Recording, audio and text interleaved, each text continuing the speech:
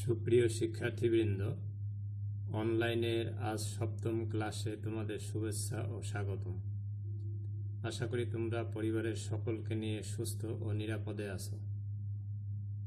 বিগত ক্লাসে আমরা আলোচনা করেছিলাম বীজের বিভিন্ন বিষয় নিয়ে, যেমন quality of seedbed, preparation of an ideal seedbed, definition of seed, importance of seed।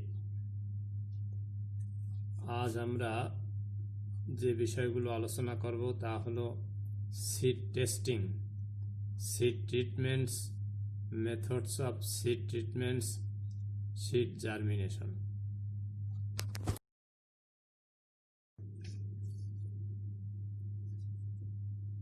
এখন আমরা আলোচনা করব সিড টেস্টিং। সিড টেস্টিং বীজ ফসল উৎপাদনের প্রধান উপকরণ, কিন্তু বীজ ভালো অর্থাৎ সুস্থ, সবল, পরিপুষ্ট ও নিরোগ না হলে কাঙ্ক্ষিত পরিমাণের ও মানের ফসল আশা করা যায় না। তাই বীজ বপনের পূর্বে ভালো বীজ নির্বাচন করে নেওয়া প্রয়োজন। এজন্য বীজ পরীক্ষার কতিপয় পদ্ধতি রয়েছে, যেমন বীজের বিশুদ্ধতা পরীক্ষা, বীজের অঙ্কুরোদ্গম পরীক্ষা, বীজের প্রকৃত মান ইত্যাদি। বীজের বিশুদ্ধতা পরীক্ষা। ভালো বীজ মানে বিশুদ্ধ বীজ, আর বিশুদ্ধ বীজ সবসময় সর্বোচ্চ ফসলের নিশ্চয়তা প্রদান করে। তাই কোনো বীজ নমুনায় শতকরা কত ভাগ ভালো বা বিশুদ্ধ বীজ আছে তা হলো উক্ত বীজের বিশুদ্ধতার হার। ভালো বীজের পরিমাণ বের করার জন্য বীজের বিশুদ্ধতার হার নির্ণয় করা হয়। বীজের বিশুদ্ধতার হার একটি সূত্রের সাহায্যে নির্ণয় করা যায়। বীজের বিশুদ্ধতার হার সমান সমান ক ইন্টু 100 ডিভাইডেড বাই ক প্লাস খ প্লাস গ। এই পরীক্ষাটি করার জন্য আমাদের যে উপকরণ লাগবে তা হলো নিক্তি ও ওজন বাক্স, 1 শীট সাদা কাগজ, 3টি কাগজের প্যাকেট ইত্যাদি। এবারে আমরা পর্যায়ক্রমে যে কাজগুলো করব তা হলো নমুনা বীজ নিক্তির সাহায্যে মেপে নিয়ে পরিমাপ খাতায় লিখে রাখতে হবে। বীজগুলো 1 শীট সাদা কাগজে বিছিয়ে নিতে হবে। বীজগুলোর মধ্য থেকে নির্দিষ্ট শস্যের বীজ বেছে নিয়ে কাগজের একটি প্যাকেটে রাখতে হবে। অন্য শস্যের বীজ বেছে নিতে হবে এবং আরেকটি প্যাকেটে রাখতে হবে। থেকে যাওয়া জড় পদার্থ অপর একটি প্যাকেটে রাখতে হবে। অতঃপর নিক্তির সাহায্যে আলাদা আলাদা ভাবে প্যাকেট 3টিতে রক্ষিত নির্দিষ্ট শস্যের বীজ, অন্য শস্যের বীজ ও জড় পদার্থ ওজন করতে হবে। প্রাপ্ত ওজনগুলো যোগ করে পূর্বে প্রাপ্ত নমুনা বীজের ওজনের সাথে মিলিয়ে দেখতে হবে সমান হয়েছে কিনা।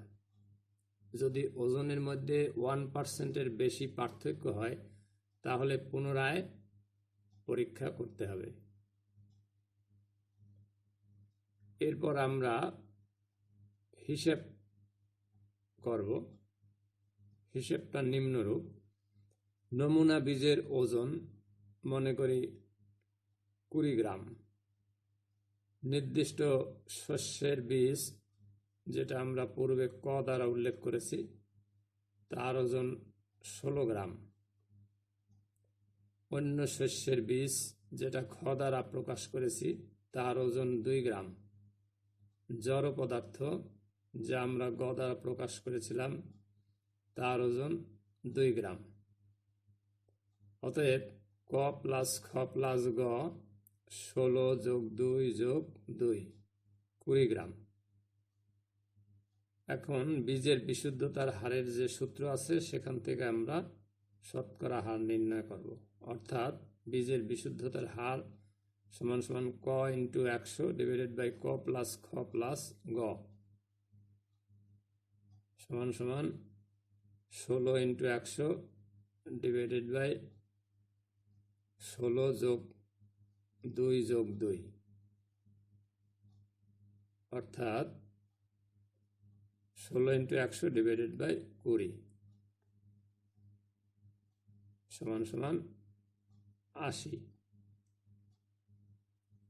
তো ফলাফল পাওয়া গেল 80%, অর্থাৎ আমরা যে বীজটি নিয়ে পরীক্ষা করেছি তার শতকরা হার 80%। এই পরীক্ষাটি করার জন্য সাবধানতা অবলম্বন করতে হবে, যেমন নমুনা বীজ সঠিকভাবে মেপে নিতে হবে, অন্য শস্যের বীজ ও জড় পদার্থ নিখুঁতভাবে বেছে আলাদা করতে হবে। নমুনা বীজের ওজন এবং পৃথকীকৃত 3টি অংশের মোট ওজনের মধ্যে 1%-এর বেশি পার্থক্য হলে পুনরায় পরীক্ষা করতে হবে। এখন আমরা যে ফলাফল পেলাম অর্থাৎ 80%, এর অর্থ হলো যে জমিতে আমাদের 80 কেজি বীজের প্রয়োজন হবে সেখানে আমাদের নিতে হবে 100 কেজি।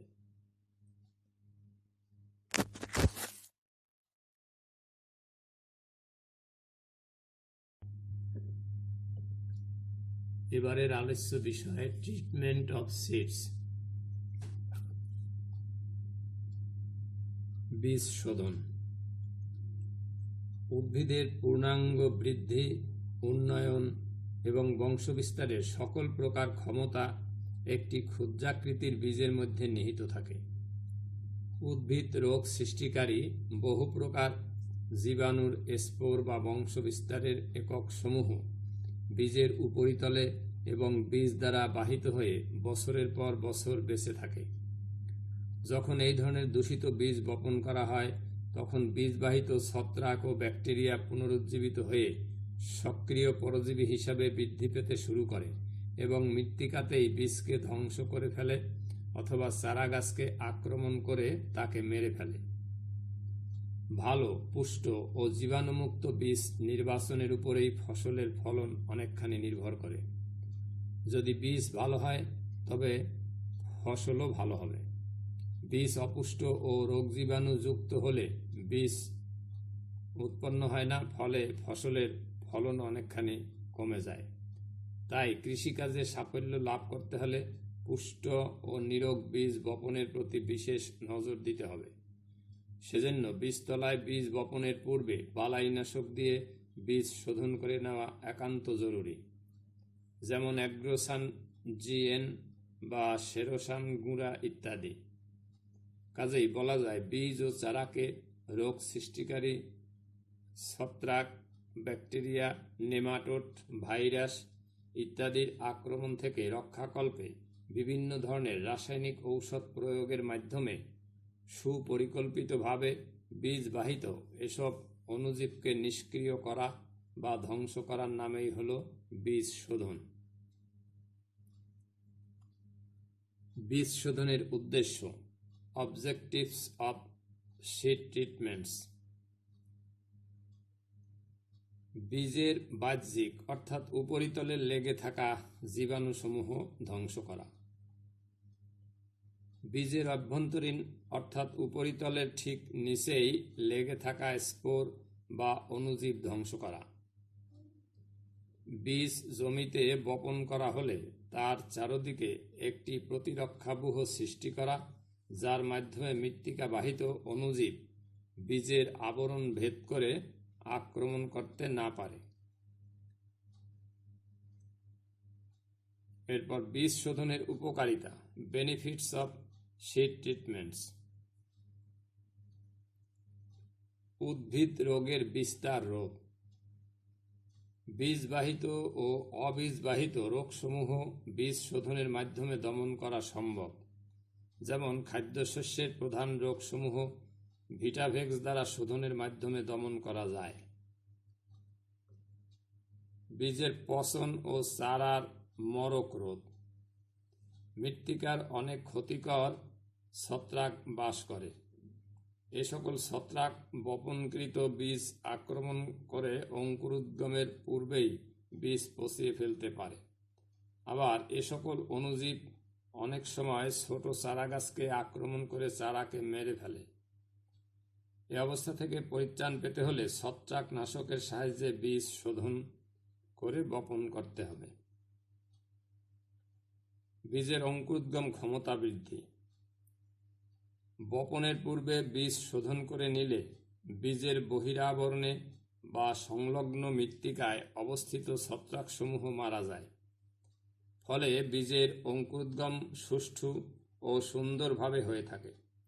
এভাবে বীজের অঙ্কুরোদ্গম ক্ষমতা বৃদ্ধি করা যায়।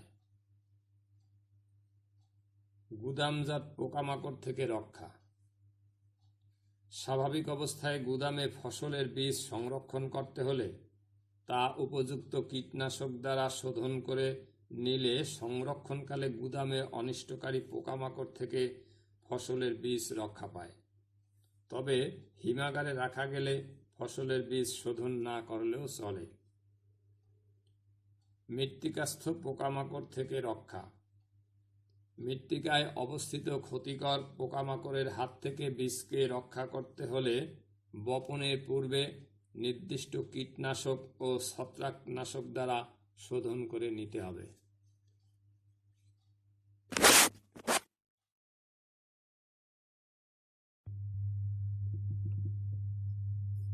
এবারের আলোচ্য বিষয় মেথডস অফ সিড ট্রিটমেন্টস। বীজ শোধন পদ্ধতি। বীজ শোধন পদ্ধতিকে প্রধানত দুই ভাগে ভাগ করা যায়, যথা ভৌত পদ্ধতি ফিজিক্যাল মেথডস ও রাসায়নিক পদ্ধতি কেমিক্যাল মেথডস। এবারে আমরা ভৌত পদ্ধতি বিস্তারিত আলোচনা করব। গরম পানিতে শোধন। বীজকে প্রথমে ঠান্ডা পানিতে ভিজিয়ে রাখতে হবে। অতঃপর 50 ডিগ্রি সেলসিয়াস এর সামান্য বেশি তাপমাত্রায় গরম করা ফলপ্রসূ এবং এই তাপমাত্রায় একটি সময় পর্যন্ত ভিজিয়ে রাখতে হবে। ঠান্ডা পানি বা বায়ুশূন্য পানি শোধন। বীজ পানিতে ভিজিয়ে বায়ুশূন্য অবস্থায় কক্ষ তাপমাত্রায় 6 ঘন্টাকাল এবং 42 ঘন্টা বায়ুশূন্য পাত্রে রাখতে হবে। শুষ্ক তাপ শোধন। এই প্রক্রিয়াটি ইনকিউবেটরে সম্পাদিত হয়। নিম্নলিখিত রোগগুলোর ক্ষেত্রে এই প্রক্রিয়া ফলপ্রসূ। 70 ডিগ্রি সেলসিয়াস তাপমাত্রায় প্রায় 1 মাস শোধন করে আক্রান্ত টমেটো বীজ জীবাণুমুক্ত করা হয়। 55 ডিগ্রি সেলসিয়াস তাপমাত্রায় 80 থেকে 100 দিন শোধন করে লেটুর মোজাইক ভাইরাস দ্বারা আক্রান্ত বীজ জীবাণুমুক্ত করা যায়। সূর্যতাপ দ্বারা শোধন। এই পদ্ধতিতে প্রথমে 4-5 ঘন্টার মতো বীজ ভিজিয়ে রাখতে হবে। তারপর এটি প্রখর সূর্যতাপে 2-3 ঘন্টা শুকাতে হবে। বাষ্প দ্বারা শোধন। এই পদ্ধতিতে চলমান বাষ্পে বীজ শোধন করা হয়। মসুর ডালের এবং সরিষা গোত্রের ফসলের পাতায় দাগ রোগ দমনে এই পদ্ধতি ব্যবহার করা হয়। রেডিয়েশন ব্যবহার করে শোধন। বীজের মধ্য দিয়ে আলফা, বিটা এবং আল্ট্রাভায়োলেট রশ্মি প্রবেশ করিয়ে বীজ শোধন করা যায়। এবারে রাসায়নিক পদ্ধতি। স্ট্রিপ শোধন, স্ট্রিপ ট্রিটমেন্ট। ছত্রাকনাশকের তরল দ্রবণে একটা নির্দিষ্ট সময় ধরে বীজ ভিজিয়ে রাখতে হয় এবং তারপর পানি থেকে উঠিয়ে রোদ্রে শুকাতে হয়। স্প্রিংকল শোধন, স্প্রিংকল ট্রিটমেন্ট। ছত্রাকনাশকের তরল দ্রবণ দ্বারা বীজের উপর সেচ দিতে হয় এবং পরে কিছু সময় রেখে দিয়ে রোদ্রে শুকিয়ে ফেলতে হবে। গুঁড়া শোধন, পাউডার ট্রিটমেন্ট, বীজকে একটি মিশ্রিতকরণ যন্ত্রের মধ্যে দিয়ে গুঁড়া ছত্রাকনাশক মিশ্রিত করতে হয় যতক্ষণ পর্যন্ত না বীজ ছত্রাকনাশক দ্বারা ভালোভাবে আবৃত হয়। এক্ষেত্রে প্রতি কেজি বীজের জন্য 2 গ্রাম কপার ঘটিত ছত্রাকনাশক ব্যবহার করতে হয়।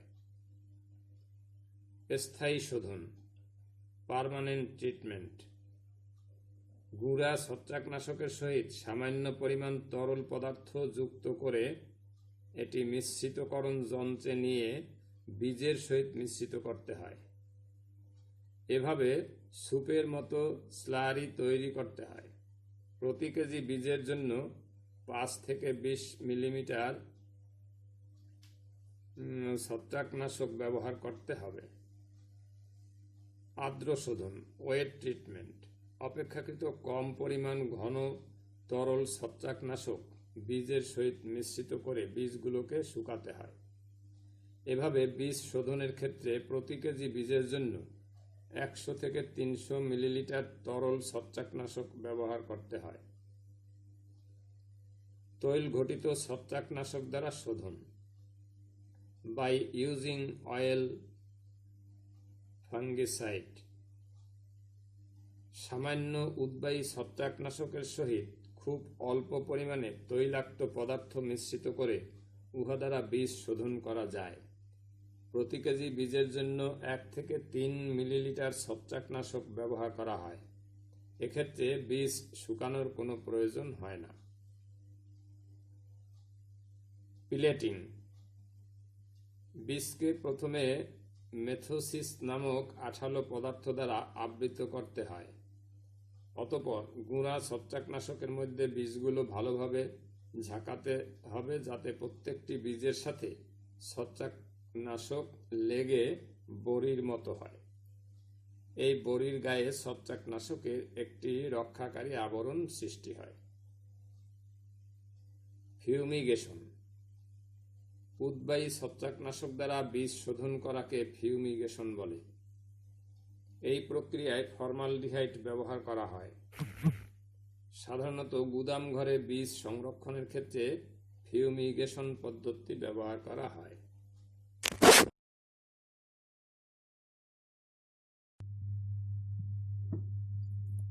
এখন আমরা আলোচনা করব সিড জার্মিনেশন। বীজের অঙ্কুরোদ্গমের সংজ্ঞা, ডেফিনেশন অফ সিড জার্মিনেশন। পানি, অক্সিজেন, তাপমাত্রা এবং আলোর অনুকূল পরিবেশে বীজের ভ্রূণ সক্রিয়ভাবে বৃদ্ধিপ্রাপ্ত হয়ে বীজত্বক ভেদ করে বেরিয়ে এসে কচি চারাগাছ উৎপাদন করার প্রক্রিয়াকে বীজের অঙ্কুরোদ্গম বলে। বীজের অঙ্কুরোদ্গমের অত্যাবশ্যকীয় শর্তাবলী, necessary conditions for germination of seeds. বীজের অঙ্কুরোদ্গম কতগুলি বাহ্যিক ও অভ্যন্তরীণ শর্ত দ্বারা নিয়ন্ত্রিত হয়। অঙ্কুরোদ্গমের বাহ্যিক প্রভাবক সমূহ হল পানি, তাপমাত্রা, অক্সিজেন, আলো। আর অভ্যন্তরীণ প্রভাবক সমূহ হল খাদ্য, বৃদ্ধি নিয়ন্ত্রক রাসায়নিক দ্রব্য, সুপ্তাবস্থা, অঙ্কুরোদ্গম ক্ষমতা। এবার আমরা এ সম্পর্কে বিস্তারিত আলোচনা করব। পানি, একটি শুকনো বীজে 8 থেকে 12% পানি বা আর্দ্রতা থাকে। পানি এত কম থাকায় বীজের সঞ্চিত খাদ্য ঘনীভূত থাকে, বীজত্বক শক্ত থাকে, ভ্রূণ থাকে সংকুচিত এবং সর্বোপরি বীজের মধ্যে নানাবিধ শরীরবৃত্তীয় কার্যাবলী প্রায় বন্ধ অবস্থা অত্যন্ত মৃদু হারে চলতে থাকে। এ ধরনের একটি বীজের পানি পরিশোষণের ফলে বীজত্বক নরম হয়, ফলে সঞ্চিত খাদ্য তরল হয়ে সক্রিয় হয়ে ওঠে বীজপত্র। শস্য ও ভ্রূণ নরম ও স্ফীত হওয়ার সৃষ্ট চাপে বীজপত্র ফেটে যেতে সহায়তা করে এবং তখনই বীজের দেহতাত্ত্বিক কার্যাবলী শুরু হয়। কোনো কোনো বীজের কম আর্দ্রতায় অঙ্কুরোদ্গম হয়, আবার কোনো কোনোটার অধিক আর্দ্রতায়, যেমন অল্প আর্দ্রতায় কপি, পেঁয়াজ, ভুট্টা প্রভৃতি, এবং অধিক আর্দ্রতায় ধান, গম, পাট, তামাক প্রভৃতির অঙ্কুরোদ্গম হয়। পানি অঙ্কুরোদ্গমে যে সহায়তা করে তা হল বীজত্বক নরম হয়, প্রোটোপ্লাজম উজ্জীবিত ও ক্রিয়াশীল হয়, অক্সিজেন ও অন্যান্য গ্যাস বিনিময় সহজ হয়, বীজের বীজপত্রে সঞ্চিত খাদ্য পানিতে দ্রবীভূত হয়ে ভ্রূণ বর্ধনশীল অংশে পৌঁছায়, স্ফীত ও বর্ধনশীল ভ্রূণের চাপে বীজত্বক ফেটে যায়। সুতরাং পরিমিত পানির অভাবে বীজের অঙ্কুরোদ্গম হয় না। তাপমাত্রা। প্রত্যেক প্রকার বীজের অঙ্কুরোদ্গমের জন্য উপযুক্ত তাপমাত্রা অত্যাবশ্যকীয়।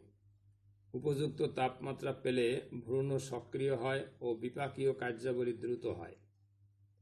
এই তাপমাত্রা খুব একটা নির্দিষ্ট না হলে একটি সর্বনিম্ন ও সর্বোচ্চ সীমার মধ্যে সীমিত থাকে, আর এ দুটির মাঝামাঝি এমন একটি তাপমাত্রা থাকে যার প্রভাবে বীজ দ্রুত ও সুষ্ঠুভাবে গজায়। তাই বীজের অঙ্কুরোদ্গমের উপযোগী তাপমাত্রাকে 3 ভাগে ভাগ করা হয়: সর্বনিম্ন তাপমাত্রা মিনিমাম টেম্পারেচার, সর্বোচ্চ তাপমাত্রা ম্যাক্সিমাম টেম্পারেচার এবং পরম তাপমাত্রা অপটিমাম টেম্পারেচার। অধিকাংশ বীজের অঙ্কুরোদ্গম 4 ডিগ্রি সেলসিয়াস এর কম এবং 45 ডিগ্রি সেলসিয়াসের বেশি তাপমাত্রায় হয় না। অধিকাংশ বীজের অঙ্কুরোদ্গমের জন্য উত্তম তাপমাত্রা হল 25 ডিগ্রি সেলসিয়াস থেকে 30 ডিগ্রি সেলসিয়াস। মার্টিরা ও লিওনার্ডের বিবরণে দেখা যায় মাঠের শস্য বীজ অঙ্কুরোদ্গমের সর্বনিম্ন সর্বোচ্চ তাপমাত্রা 32 ডিগ্রি ফারেনহাইট ও 120 ডিগ্রি ফারেনহাইট। সরগম ও ভুট্টা দানার সর্বনিম্ন তাপমাত্রা হল প্রায় 40 ডিগ্রি ফারেনহাইট। তামাকের বীজের অঙ্কুরোদ্গমের সর্বনিম্ন তাপমাত্রা 57 ডিগ্রি ফারেনহাইট। গম বীজের পরম তাপমাত্রা 59 ডিগ্রি ফারেনহাইট এবং তামাকের পরম তাপমাত্রা 88 ডিগ্রি ফারেনহাইট এবং ধানের পরম তাপমাত্রা 88 ডিগ্রি ফারেনহাইট। অক্সিজেন। অধিকাংশ বীজের অঙ্কুরোদ্গমের জন্য অক্সিজেন অত্যাবশ্যক। শুধু অল্প সংখ্যক বীজের অঙ্কুরোদ্গম অক্সিজেনের অনুপস্থিতিতে হতে পারে। বীজ অঙ্কুরিত হওয়ার সময় এর শ্বসন প্রক্রিয়া খুব দ্রুত ঘটে। এক্ষেত্রে অক্সিজেনের যে খুব বেশি প্রয়োজন তা আর বলার অপেক্ষা রাখে না। ধান বীজ অবশ্য অল্প অক্সিজেনের মধ্যেও গজাতে পারে। এজন্য এ বীজে অপেক্ষাকৃত মৃত্তিকার বেশি গভীরতায় বা সিক্ত মৃত্তিকায় বপন করলেও তা গজাতে বাধাপ্রাপ্ত হয় না। অঙ্কুরোদ্গমের সময় কোষ বিভাজনের মধ্যে ভ্রূণের কলেবর বৃদ্ধিপ্রাপ্ত হয়। কোষ বিভাজন ও নতুন কোষ সমূহের বৃদ্ধির জন্য শক্তির প্রয়োজন হয়। ওই প্রয়োজনীয় শক্তি বীজের খাদ্য হতে আসে সবাত শ্বসন প্রক্রিয়ার মাধ্যমে এবং ওই শ্বসনের জন্য অক্সিজেন প্রয়োজন। আলো। আলো দ্বারা অঙ্কুরোদ্গম প্রভাবিত হয়। মাঠের অধিকাংশ শস্য বীজ আলো বা আধার যে কোনো পরিবেশে অঙ্কুরিত হতে পারে, কিন্তু এমন কতগুলো ফসল আছে যেগুলোর বীজ অঙ্কুরিত হতে অবশ্যই আলোর প্রয়োজন হয়, যেমন কুমড়া, তামাক, সরিষা, টমেটো। আবার কতকগুলো ফসল রয়েছে যাদের বীজ আলোর সংস্পর্শে আসলে অঙ্কুরোদ্গমের গতি মন্থর হয়ে যায়, যেমন পেঁয়াজ ও এই পরিবারের অনেক ফসলের এরকম হতে দেখা যায়। ধুতুরা আলোর অনুপস্থিতিতে অঙ্কুরোদ্গমে সক্ষম। এবার অঙ্কুরোদ্গমের আভ্যন্তরীণ প্রভাবক সমূহ। খাদ্য। বীজের পর্যাপ্ত পরিমাণে খাদ্যের উপস্থিতি সফল অঙ্কুরোদ্গমের জন্য আবশ্যক। বীজে অবস্থিত খাদ্য অঙ্কুরোদ্গমকালে শ্বসন প্রক্রিয়ার মাধ্যমে ভেঙে ভ্রূণের জন্য প্রয়োজনীয় শক্তি ও পুষ্টি সরবরাহ করে। বৃদ্ধি নিয়ন্ত্রক রাসায়নিক দ্রব্য। বীজের অভ্যন্তরে বিভিন্ন প্রকার বৃদ্ধি নিয়ন্ত্রক রাসায়নিক দ্রব্য বা হরমোন রয়েছে, যথা অক্সিন, জিবেরেলিন, ডরমিন ইত্যাদি। এদের মধ্যে অক্সিন ও জিবেরেলিন অঙ্কুরোদ্গমে সহায়তা করে, অপরদিকে ডরমিন অঙ্কুরোদ্গমে বাধা প্রদান করে। সুপ্তাবস্থা। কোনো সজীব বীজকে অঙ্কুরোদ্গমের জন্য প্রয়োজনীয় অনুকূল বাহ্যিক পরিবেশে উপস্থাপন করলে তা অঙ্কুরিত হতে সক্ষম না হলে উক্ত বীজকে সুপ্ত বীজ বলে এবং এই প্রক্রিয়াকে বীজের সুপ্ত অবস্থা বলে। বীজ যতদিন পর্যন্ত সুপ্ত অবস্থায় থাকে তাকে সুপ্ত কাল বলে। বিভিন্ন প্রকার বীজের সুপ্ত কাল বিভিন্ন থাকে, তাই যতদিন পর্যন্ত কোনো বীজের সুপ্ত অবস্থা থাকে ততদিন পর্যন্ত উক্ত বীজে অঙ্কুরোদ্গম হয় না। অনেক বীজে কোনো সুপ্ত অবস্থা নেই এবং এই সকল বীজ উৎপন্ন হওয়ার পরপরই পরিমিত বাহ্যিক প্রভাবক সমূহের উপস্থিতিতে অঙ্কুরোদ্গমে সক্ষম। অঙ্কুরোদ্গম ক্ষমতা। বীজ উৎপন্ন হওয়ার পর ইহার অঙ্কুরোদ্গম ক্ষমতা একটি নির্দিষ্ট সময় পর্যন্ত থাকে এবং বিভিন্ন বীজের জন্য এটি বিভিন্ন। অঙ্কুরোদ্গম ক্ষমতাকাল অতিক্রম হলে বীজের অঙ্কুরোদ্গম হয় না।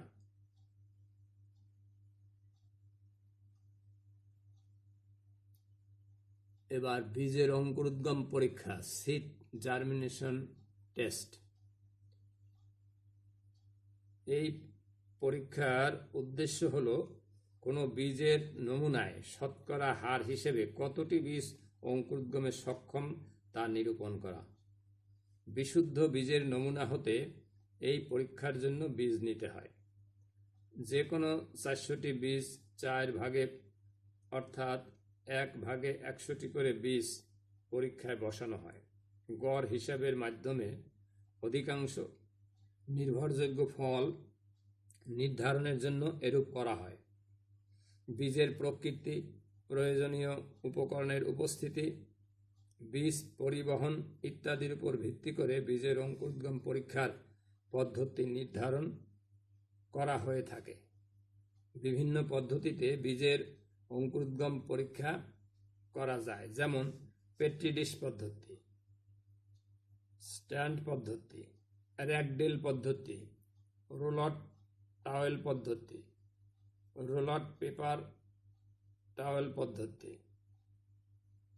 অঙ্কুরোদ্গমের মাধ্যমে অঙ্কুরোদ্গম পরীক্ষা। এখানে আমরা একটি পরীক্ষার বিবরণ দিচ্ছি।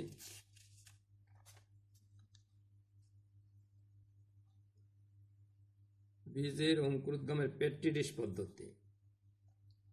এজন্য যে প্রয়োজনীয় উপকরণ লাগবে তা হলো সরবরাহকৃত বীজ, ব্লোটিং পেপার, পেট্রি ডিশ, কাঁচি, পানি ইত্যাদি।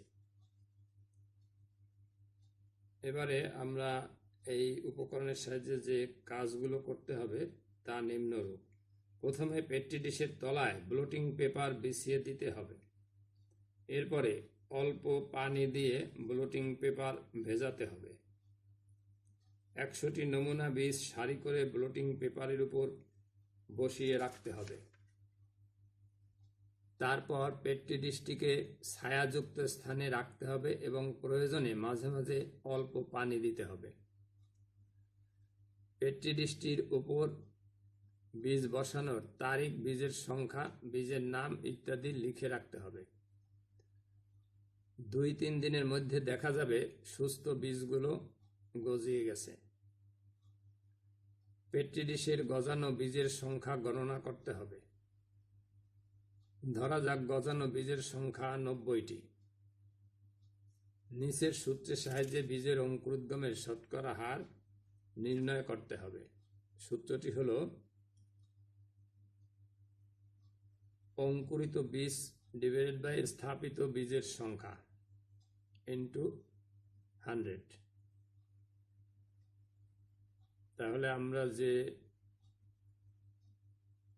উপরে মান পেয়েছি তা হলো অঙ্কুরিত বীজ 90 ডিভাইডেড বাই বীজের সংখ্যা 100 ইন্টু 100 অর্থাৎ 90%।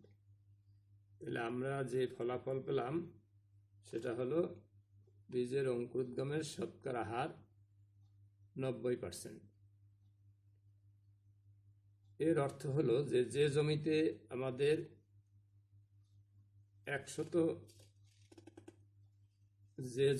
90 কেজি বীজ লাগবে সেখানে আমাদের 100 কেজি বীজ নিতে হবে।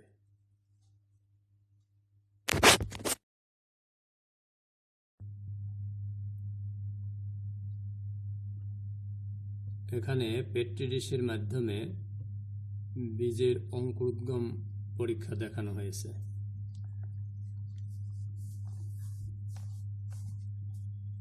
এই সংকটকালীন সময়ে তোমরা ধৈর্য ধারণ করে পড়াশোনা করবে। অত্যন্ত জরুরি প্রয়োজন ছাড়া বাহিরে যেও না। বাহিরে গেলে অবশ্যই মাস্ক পরে নেবে। স্বাস্থ্যবিধি মেনে চলো। ভালো থেকো। আমার জন্য দোয়া করো। সৃষ্টিকর্তা তোমাদের মঙ্গল করুন।